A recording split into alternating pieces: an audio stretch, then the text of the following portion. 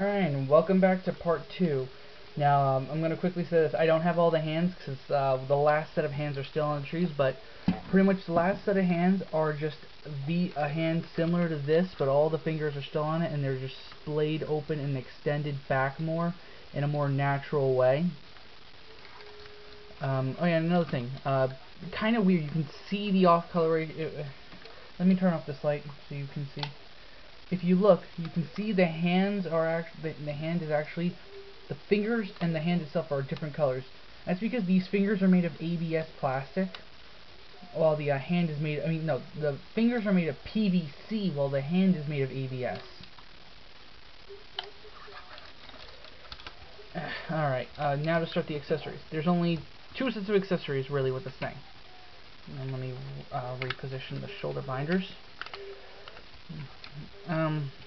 The first accessory, which is the hardest to get out because you have to really wiggle. Well, okay, I'm not going to actually take it out, but the beam saber. The beam saber is stored in the hand right here, and I have one already out, as you can tell because of the hand. Now let me straighten it out some. And there's the beam saber all together. Now it's got this really nice feature. Okay, this is a switch. This is a you have to take off the head in order to do this. You switch it out with a different header. But it's a trifold beam, meaning the beam is actually made of 3. The beam saber itself is made of 3 separate beams. That's the only difference between the Mark 1 and the Mark 2 Qubeley, by the way.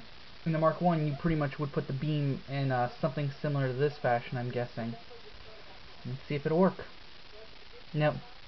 But the beam would go here, and I'm guessing this is actually like a hand cannon, because you could probably also use this as like a hand beam, because in the game, you see her pick her hand up, you see her have the Qubeley lift its hand up like that and fire beams from its wrist.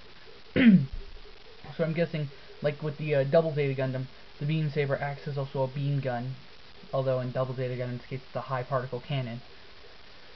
Sorry, Qubeley, I think you're outmatched on that. Okay, but back on track.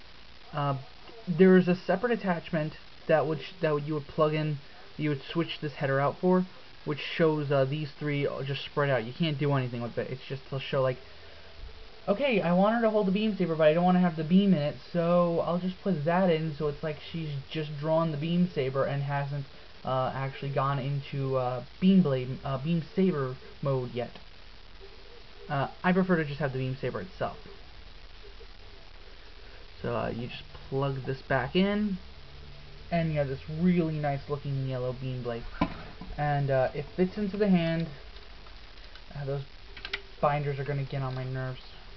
It fits into the hand like so. Just slide it in and just re-sandwich the hand, and there you have it. And like I said, the design of the beam saber is really the only difference between the Mark 1 and the Mark 2 Qubeley. There is no difference between Haman's Qubeley and the Puru's Qubeley, or the mass-produced Qubeley, but it doesn't matter because they didn't release a mass-produced Qubeley model kit.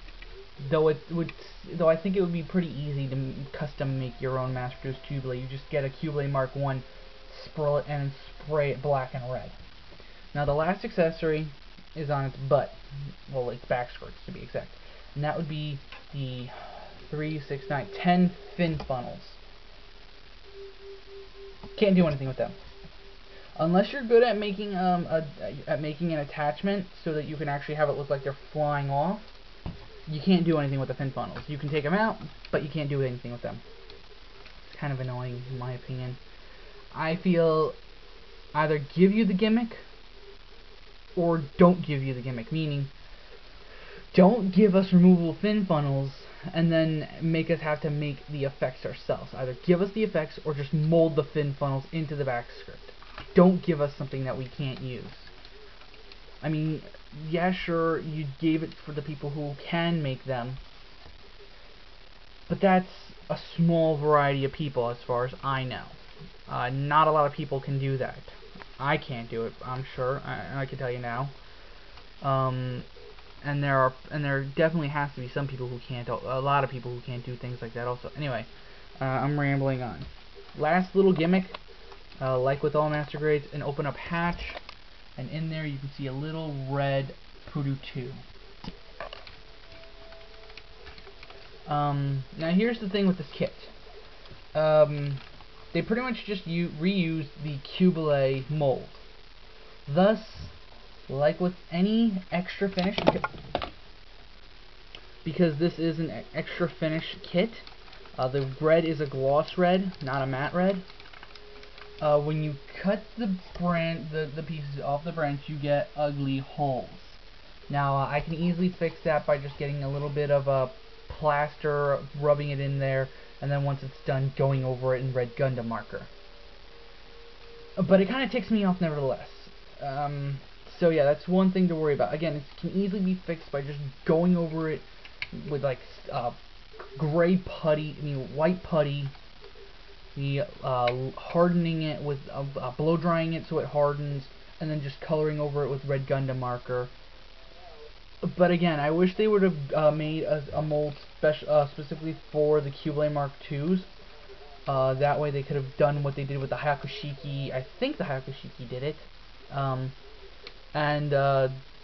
definitely the Akatskis.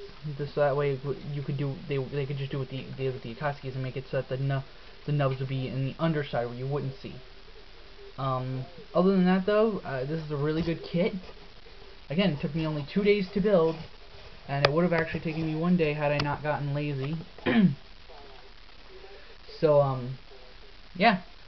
I definitely say if you can get it, get it. I got it at Hobby Wave when it was on sale for $40 from $47.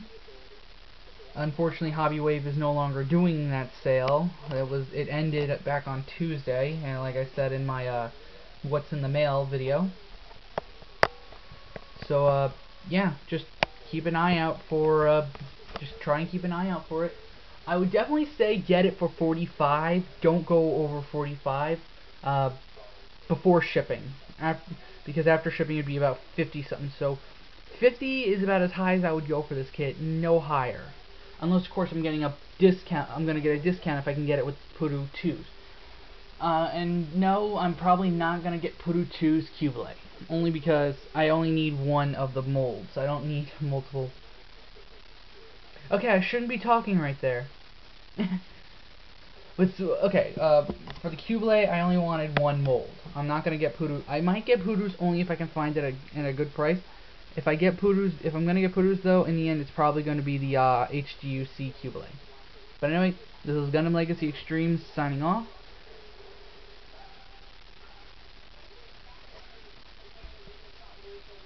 And I'll see you at the next review, people.